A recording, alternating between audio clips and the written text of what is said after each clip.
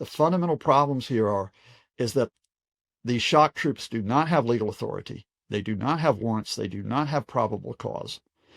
And they do not have legal accountability. And until you deal with those problems, you have an authoritarian regime that is operating outside of the U.S. system the way that it's supposed to function.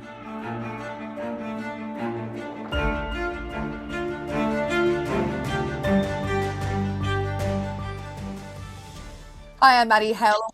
Welcome to the Trump Report. Today I've got Professor Scott Lucas from the Clinton Institute at the University College Dublin on the show. And just a reminder that you can watch us every day, Monday through Friday, on the Trump Report YouTube channel, or you can stream us as a podcast wherever you get your podcast. So, Scott, thank you so much for joining the Trump Report again today. Thank you so much, Maddie. A lot to chat about here.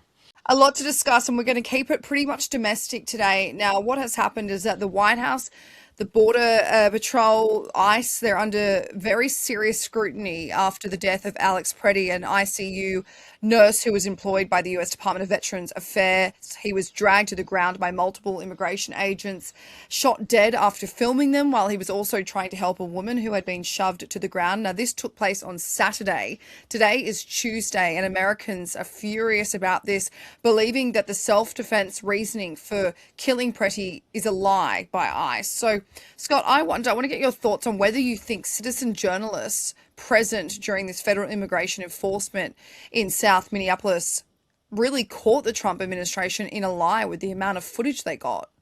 Absolutely, Maddie. That raises an obvious question. What if these people weren't there filming? How much could the Trump folks have gotten away with? But it also, Maddie, before I get into the details of it, it actually highlights why the demonstrators, they call themselves protectors of the communities in Minneapolis, why they are out there with those phones that are filming, even though the Trump people come out and say this is evidence that they are, quote, obstructing ICE and obstructing Border Patrol, which is absolutely false. The fundamental here is that after the killing of Renee Nicole Good a couple weeks ago, so that's the first killing in Minnesota, we've got multiple videos, including the administration putting out its own video from Jonathan Ryan, the man who killed her. There was just enough space in those videos for the administration to maintain the fiction that somehow she was actually aiming at Jonathan Ross, sorry, not Jonathan Ryan, that she was aiming at Jonathan Ross when he shot her. And that's because as she was turning away from Ross, he's got his hand on the car, right? He's balancing against it as he's slipping on the ice. She wasn't trying to ram him. He, in fact, fired 2 more shots into the driver's window as she passed by. But they had enough space that they could, skate that one, even though they have refused to investigate that killing. And instead are tried to investigate Renee Good until a judge told them she's dead. And then they're investigating Becca Good, her partner. So they got away with that one, to be honest with you, as horrible as that killing was. In the case of Alex Pretti, on Saturday, immediately after 10 shots are fired into him on the ground, Kristi Noem comes out, the Homeland Security Secretary, and says that he was a domestic terrorist, just like Renee Good, threatening these officers. Stephen Miller, who's the key advisor here on this crackdown, Stephen Miller comes out and says he was a would-be assassin. Now, the multiple videos come out, and this time the Trump folks can't escape, because as you've described it quite well, although Alex Pretti has a gun, which he has a legal permit to carry, it's in his waistband. When he's observing the officers, camera in one hand, other hand empty.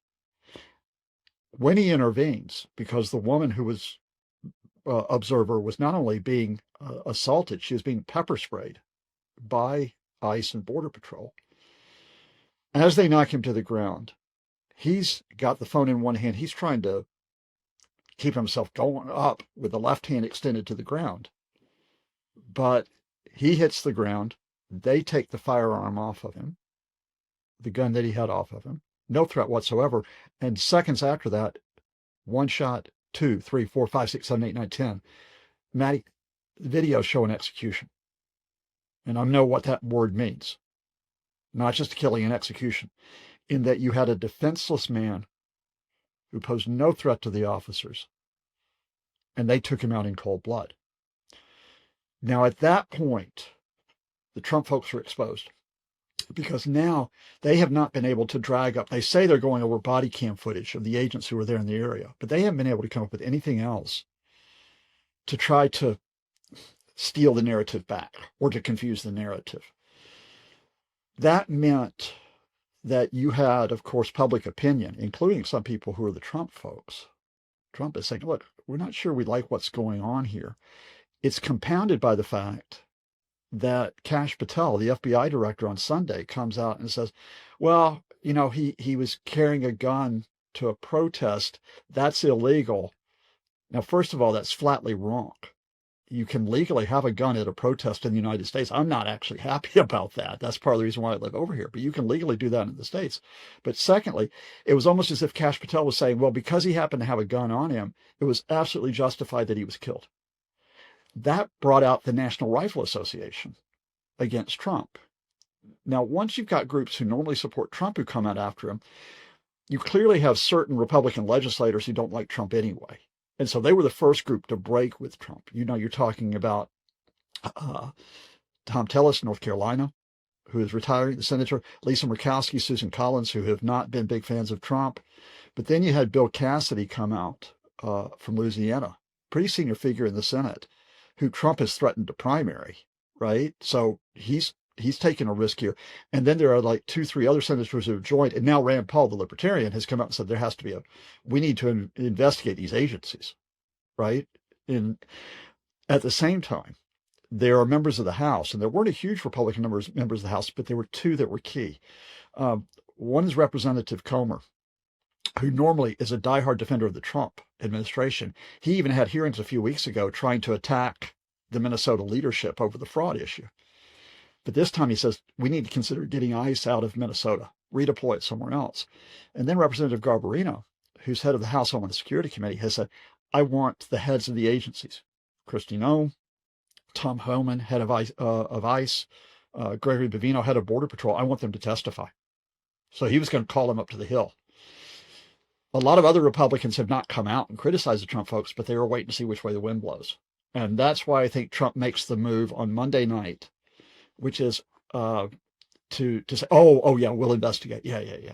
But then he calls Tim Walz, the governor of Minnesota. He calls Jacob Frey, the mayor of Minneapolis. And remember, he has called for these people to be prosecuted before. He's now reached out to them and said, let's talk. And both Frey and Walz have said, okay, that the possibility here is that federal authorities may now cooperate with state and local authorities, both on the day-to-day situation, but also on the prospect of an investigation of the Pretti killing. Well, Scott, before I get into the Republicans coming out and publicly condemning this, I do want to get your thoughts now, just for the audience. Yes, Donald Trump on Monday night, he called Tim Walz, the Minnesota governor. They both said that it was a productive phone call. Walz pressed Trump on the fact that there needs to be independent investigations into the shooting. He also asked for a reduction in the number of federal immigration agents operating in the state. Trump agreed to review the case and considered allowing Minnesota state investigators to be involved, and said that DHS officials would directly coordinate with Walz on the next steps going forward. He also said he was bringing in his border czar, Tom Homan, to Minnesota. But I wonder, these steps of Trump calling Walz, agreeing to what he wants out of this, is that Trump backing down in the aftermath of so much backlash? I think it's, and when I say Trump, I mean the Trump camp, okay? I don't think Trump's the driver here, right? Of course, he'll go after to try to display, his power over immigrants and refugees, asylum seekers. He'll send the shock troops in. There are others like J.D. Vance and especially Stephen Miller, the advisor, who are key here. I think they're buying a bit of time. I think they're on the defensive. They're on the defensive because they've been caught out in the lie.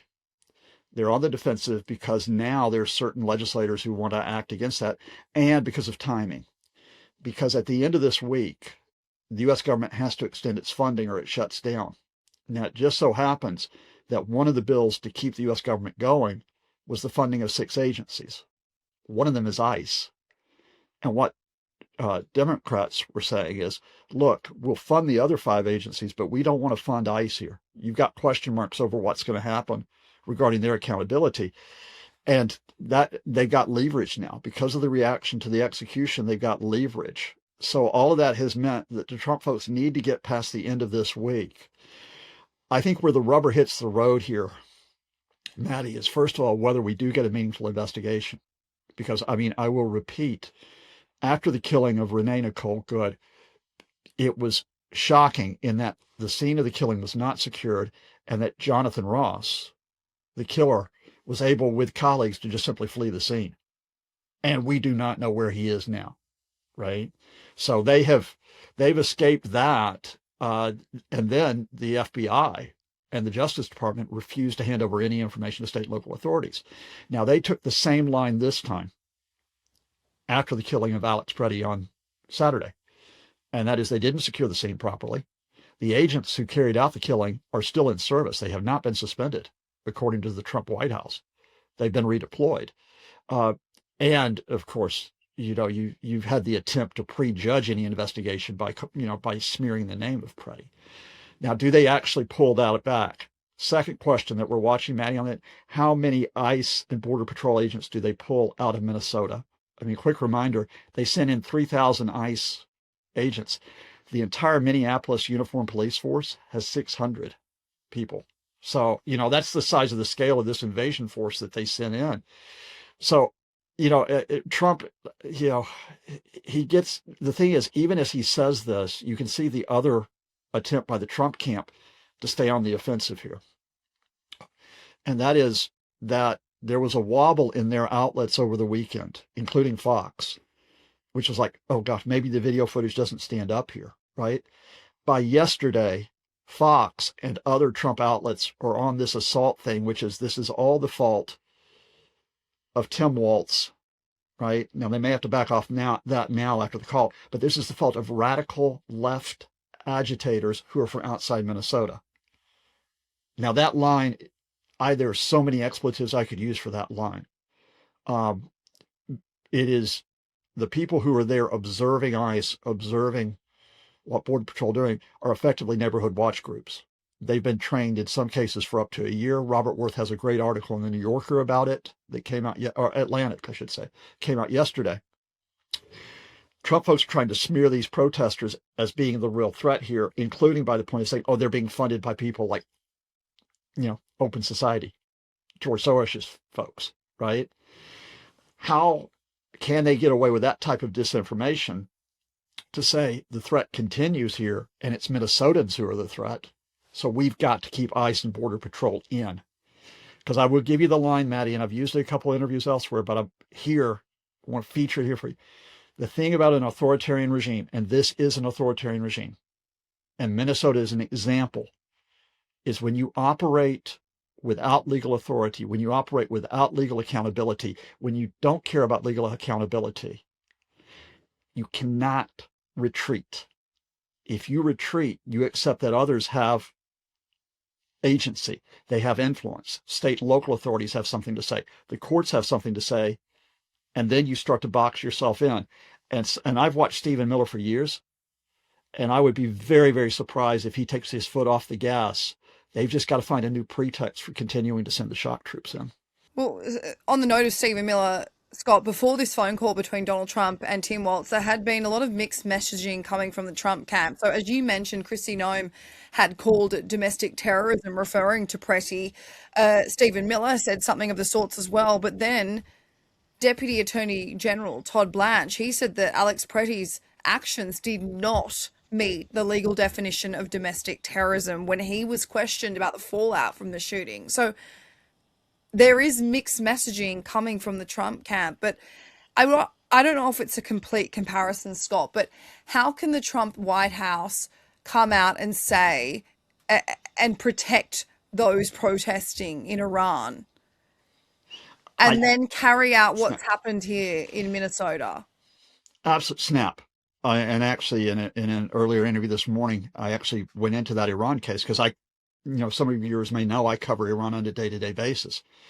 So we were just coming out of these protests, this horrible story about how on January 8th, after the protests were in about the 10th or 11th day, they were becoming a real threat to the Iranian regime. So the Iranian regime cut off the internet, and then they unleashed not just police, they unleashed their military forces, and thousands of Iranians died over the next 2 days.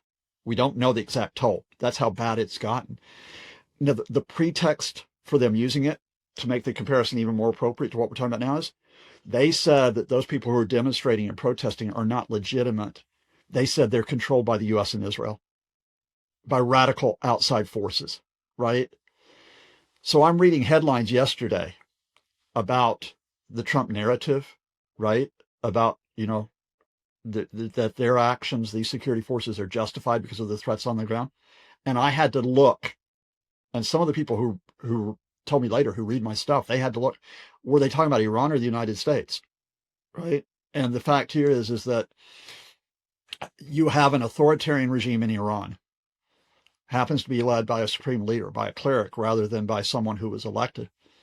But they used the tactics that they are defending themselves. Their security forces are defending themselves against those who are protesting.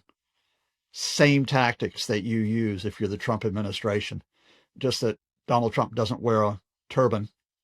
Donald Trump wears a big red tie and says that this is all for Make America Great Again.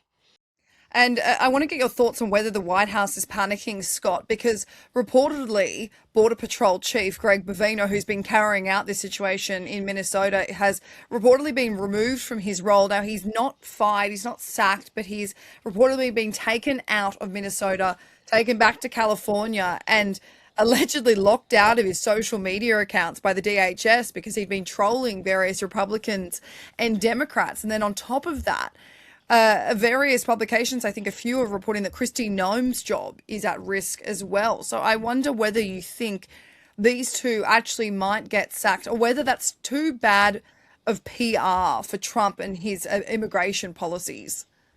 But Vino's been redeployed. They denied he was sacked, and they're hard to deny it. You can't take a step back. If Bovino had been sacked, it's a big, so they've redeployed. They've put in Tom Homan, who's the head of ICE, who was also head of ICE during the Obama years. But Tom Homan's rhetoric is just as hardline as any of them, especially in what he's done in recent weeks in terms of smearing the Somali community in Minnesota, which is the pretext for this operations, in terms of attacking the so-called radical left as being the supposed threat here. So just simply moving Bovino out, and Bovino was moved out because he made bad PR with some of the images. He was being compared to General Patton from World War II, the way that he was strutting about. And then he filmed himself, or he had himself filmed throwing tear gas at the protectors, right? As if this was a great thing to do. He just crossed the line in terms, especially when he was smearing Alex Pretti. And it got to the point on Sunday when he was asked to say something about the victim. And he said, oh, I will. Border Patrol are the victims. Okay. So you just changed the face at the head of the operation. Kristi Noem's a more interesting case because Noem was in there as she's almost like Trump's attack dog, right? To go after it. But she went too far with the line that got caught out as a lie. So she may have to be the sacrifice. She had a 2-hour meeting with Trump last night in the White House, right? White House still says the job is safe. I think they're going to read the mood music here. I think if Republican Congressmen and Congresswomen want to sacrifice, she's the one that gets thrown to them. But that doesn't mean that they've retreated completely, because who replaces Kristi Noem, first of all, right? And by the way, there's a bit of bad blood within the administration because her partner reportedly is Corey Lewandowski, who's a former Trump campaign manager, who was brought in as a special assistant, who should no longer be there. His time has expired there. He doesn't play nice with anyone. That's by the by. She may be sacrificed, but who replaces her? And if you want, I will believe they retreat if Stephen Miller is sacked. Okay? I believe they will retreat if J.D. Vance apologizes for the statements he made over the weekend before Alex Pretti was killed about how law enforcement had to go after these radical leftists. That's a sign that they're retreating. Until then, no. The problem is remember with the National Guard, Maddie, that they went into California and they went into Washington? They could go in there for a few weeks, then they could come back out and have the false narrative about, oh yeah, we solved all the crime problem, which is rubbish, but they could say that. Stakes are too high now. They can't just simply pull ICE out of here and say, oh yeah, we solved the problem, because they created the damn problem. So I'm not sure how they get out of this if they play defense. And that makes me worried, Maddie, that they'll keep trying to play offense. And so you have to continue to be vigilant. And if Kristi Noem is sacrificed, like you say, Scott, it does remind me of the Mike Waltz situation when he was sacrificed after the Signalgate drama. But just a final question for you, because you mentioned how Republicans are veering away from the MAGA movement and veering away from this, what's happening with these ICE raids and what happened over the weekend. You mentioned Thomas Massey. He said that carrying a firearm was not a death sentence. There's various other Republicans, even former Vice President Mike Pence. He tweeted that the images of this incident are deeply troubling and a full and transparent investigation of this officer involved in the shooting must take place immediately. But as you mentioned at the start of this interview, Scott, I think the big takeaway is seeing Rand Paul immediately send letters to the heads of ICE, CBP, the US Citizen and Immigration Services, requesting that they testify before the Homeland Security Committee in February. So just a final answer from you on that. Is that significant to see diehard MAGA Republican Rand Paul, of course, he's veered away from Trump in the last few months, send off these letters demanding they testify? It's got to be more than Paul, Maddie, because Paul, people will read Paul as a libertarian, not even a straight line Republican. And of course, he's opposed Trump on numerous other issues. It's got to be more people. Paul might be, we have the old phrase in UK politics about the stalking horse who makes the first challenge, and then you get the heavy hitters that come in behind. You've got to see people like John Toon, the Senate Majority Leader, come in and say, yeah, I think this is worthwhile. Or you've got to have a couple other committee heads come in. But again, it's possible, because remember, I mentioned also that that's not the only call for an investigation. So that's the Senate Homeland Security Committee. But you've got Representative Garbarino on the Homeland Security Committee in the House, who's making the same call. I think we watch over the next 48, 72 hours. If the problem, my worry here, Maddie, is that, there's a couple of token moves by the Trump folks, including possibly getting rid of Noem, and then the temperature dies down, and then they feel like they can maintain this deployment in Minnesota, or they can carry out a deployment somewhere else. I'm just going to repeat the fundamental problems here is that these shock troops do not have legal authority. They do not have warrants. They do not have probable cause, and they do not have legal accountability. And until you deal with those problems, you have an authoritarian regime that is operating outside of the U.S. system the way that it's supposed to function. Professor Scott Lucas, thank you so much for joining the Trump Report. Thank you so much, Matt.